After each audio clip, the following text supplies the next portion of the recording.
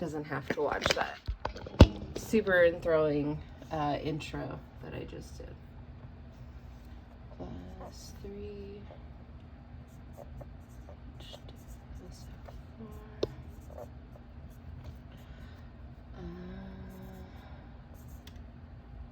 Oops. 2 is 4.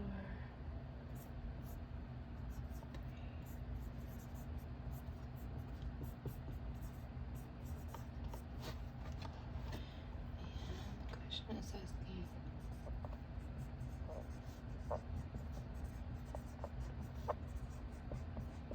can you guys see what I'm writing? I'm sorry. Yeah. Yeah. Cool. Ish.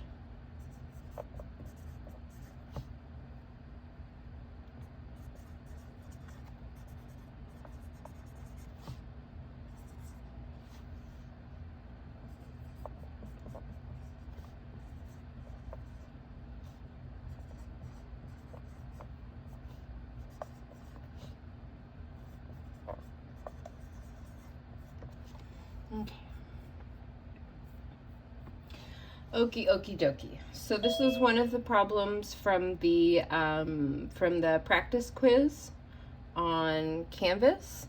So I just want to mention right now that one of the things that I think is confusing about learning about PV equals nRT is that everybody wants to use it all the time, right? It's kind of like avocado's number.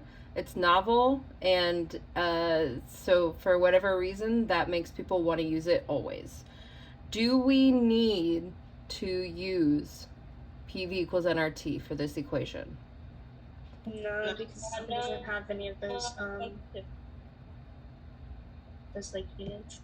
Is it because it's like not asking for any of the units in the equation? Exactly, right? It's not giving you a pressure, it's not giving you a temperature, it's not giving you a volume, right?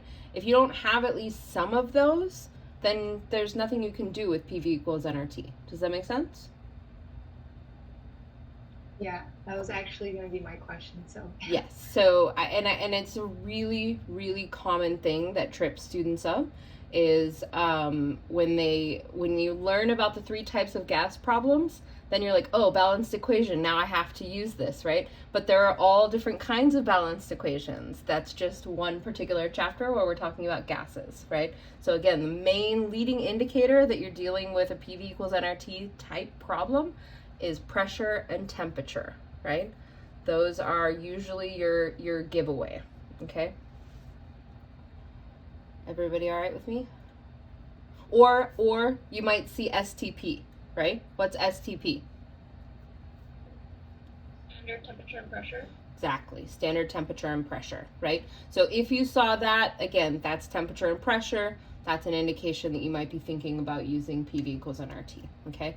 So that's the first thing. We're not using the ideal gas law to solve this, right? So we are given grams of aluminum, and where are we trying to go? We're trying to go grams of hydrogen.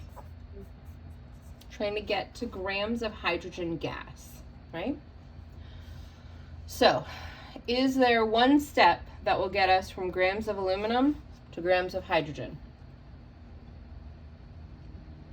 No, there's not a one-step way to do this, right? So what's our move on the molar coaster? What's always our first move when we're starting off with grams? Convert grams to moles. Exactly. So we want to go from grams of aluminum to moles of aluminum, right? What piece of information do we need to go from grams of aluminum to moles of aluminum? Molar mass. Yeah. Everybody all right with me? yeah, I think that's where I was confused. I was like, oh, you're going from grams to grams, so I didn't think like you have to go to moles. You always have to go to moles because remember, this is one of those things where we talk about grams and moles and that's just a type of unit, right? But now it's not just about the unit, it's about who the unit belongs to, right? Because grams of aluminum are not the same thing as grams of hydrogen, right? Just like apples are not the same thing as bananas, right? They both have sugar in them, but it doesn't make them the same thing. That makes sense. Yeah. All right. So once we get to moles of aluminum, what's our next move?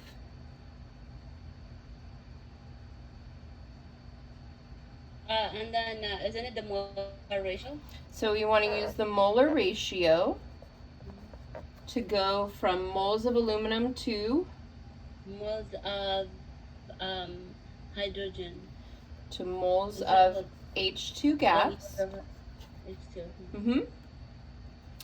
And then one more step will get us from moles of hydrogen gas to grams of hydrogen gas. What piece of information? Molar mass. That's the molar mass, exactly. Right? Everybody comfortable with this so far? Yeah. So let's start off with our railroad tracks, right? We've got 12.2 grams of aluminum. And what unit am I going to put on bottom here?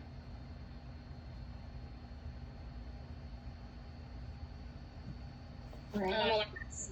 Gram, right? Grams of aluminum, right? And where do I get the molar mass of aluminum? On top. Oh, the molar mass of aluminum is gonna go on top. What's the molar mass of aluminum? Bottom. Yeah, no. The molar mass of aluminum will go over there. 23 point 26,982. 26.982. Yeah? Yep. Cool. And then what'll go on top? One mole of aluminum. 1 mole of aluminum. Right? So we canceled grams of aluminum.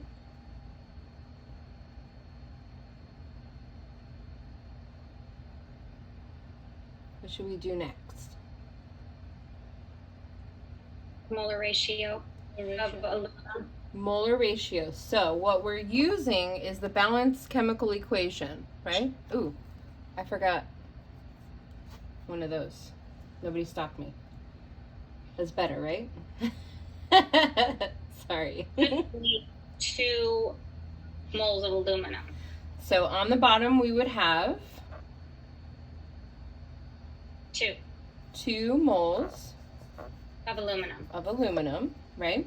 And just so everybody's with me and with Angelica here, the 2 comes from the balanced chemical equation, right? That's the coefficient out front of aluminum, okay?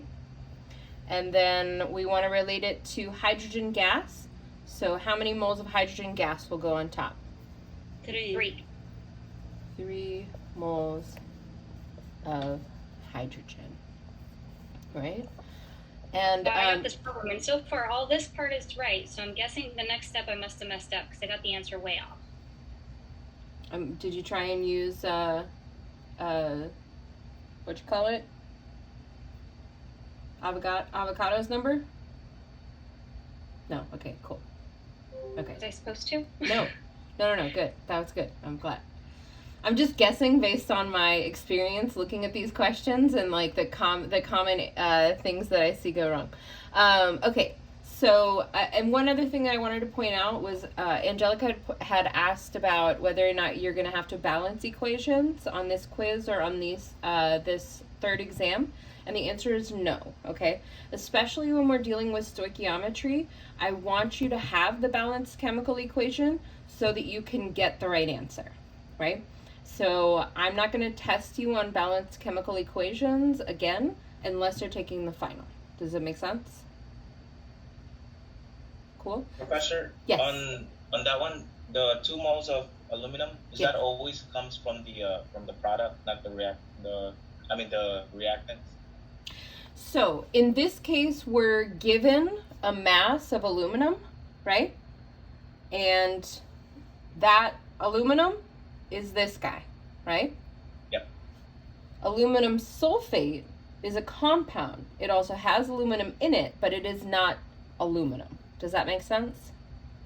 Okay, gotcha. Yeah, great question. Right, just like this guy has hydrogen in it, right? But it's not hydrogen, it's sulfuric acid. Which, if you don't know that name yet, you haven't gotten to chapter 10, that's okay, but you'll get there. Cool? So you were saying this problem won't be on the third exam, but it'll be on the final? What I'm saying is balancing equations, Yeah. like from chapter 5. We Those didn't, will be on the final? yeah, we didn't balance this Okay. equation. It came balanced. Does that make sense? Yeah, I just got Yeah, to be but sure. no worries. And I'm not going to ask you to balance an equation and do stoichiometry in the same go, right? They'll always be separate questions. That's good.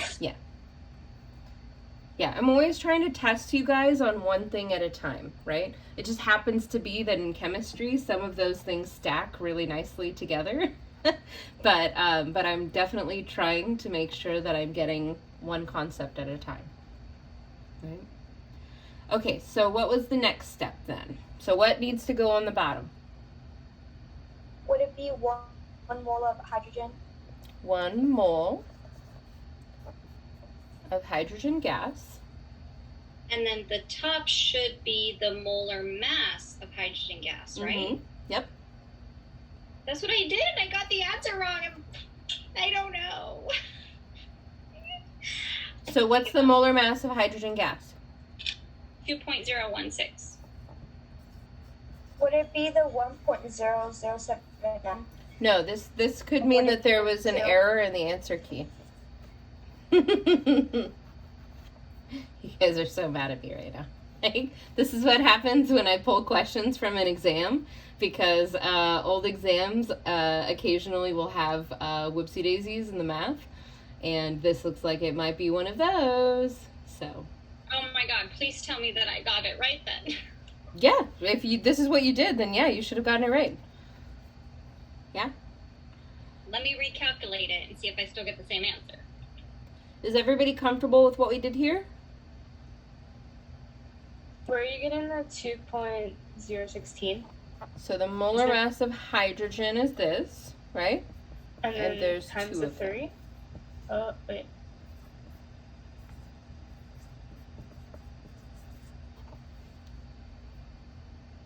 So, Maddie, I think this is one of the things that we talked about yesterday when we were talking about the solutions lab and going through a stoichiometry problem.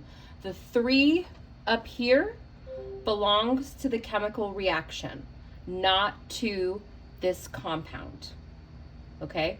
So, the molar mass belongs to the compound, right? Belongs to H2. Doesn't matter what recipe H2 is in, right? It will always have the same molar mass. Does that make sense? Yes, it's just that piece, right? Yes, so this is just an ingredient in a particular recipe, right? The ingredient has certain properties like a molar mass that never change, right? The 3 belongs to the recipe, not to hydrogen gas. Does that make sense? Yeah. Cool. For the answer, I got 1.37.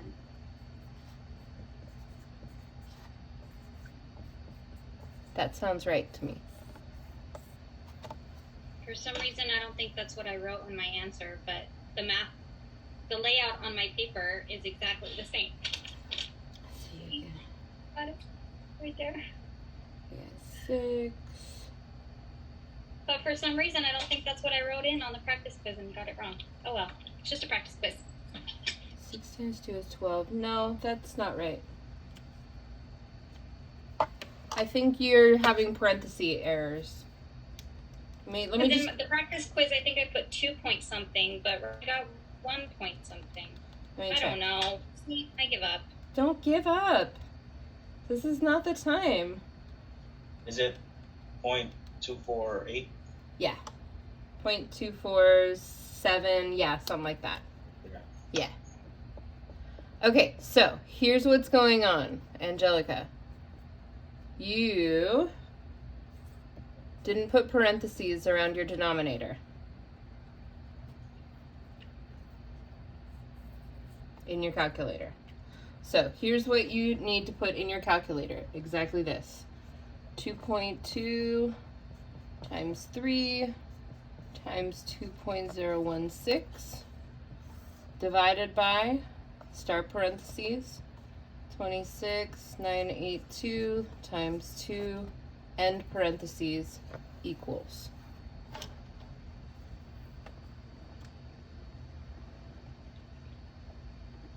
Why are you putting 2.2? I thought it started off with 12.2.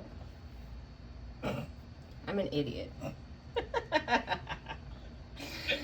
Okay, that's why I'm an idiot. Sorry, you guys.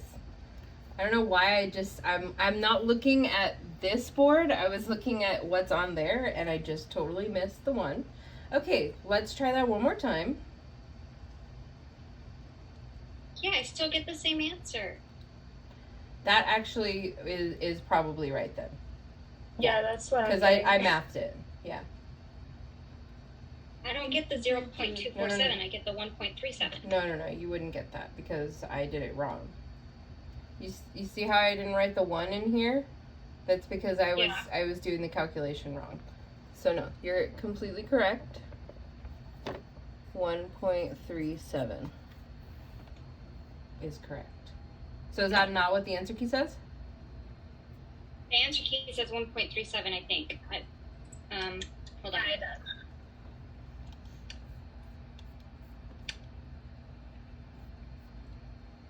Yeah, it's 1.37, but for some reason I put 2.73, even though I know my calculations on my paper say 1. I don't know why I did that. I don't know where my mind was. Maybe you accidentally forgot the 2. That's my guess. Maybe. Probably. Yeah. So a lot of the times in the denominator, I feel like things get a little lost. The numerator is easy to see across, unless you're me, and I just miss a 1 randomly. But you guys see what I'm saying, though. I use a different calculator because I'm having issues. Some buttons don't push when I want them to push. Oh no. But yeah, so you guys just saw me make a stupid whoopsie daisy. So and I've been doing this for a million years. So again, this is why I write things down. Because I would have been like, why did I get the wrong answer? And it would have taken me 10 minutes to realize that I wrote down 2.2 here instead of 12.2, right? So yeah, I still make mistakes. Everybody makes mistakes. It's okay. Questions about that one? Professor, Yes. when we get the molar mass, Yes. for example here, when we wrote the molar mass, Yes. we put only gram, not mole. Like, you know how the unit of molar mass is gram over mole? Grams Because we have the mole here, right? over mole. Over here on the denominator. Grams over mole. Okay, got it. Thank you. Right? Yeah, so we never Yeah. put both. I just made a picture. We never put both units in the top, right? We put the top Yeah. unit in the top and the bottom unit in the bottom. Yeah. Okay. This is also another common thing that I see go wrong, right? Yeah. Does that make sense? Everybody okay with this one? Yeah, I understand now.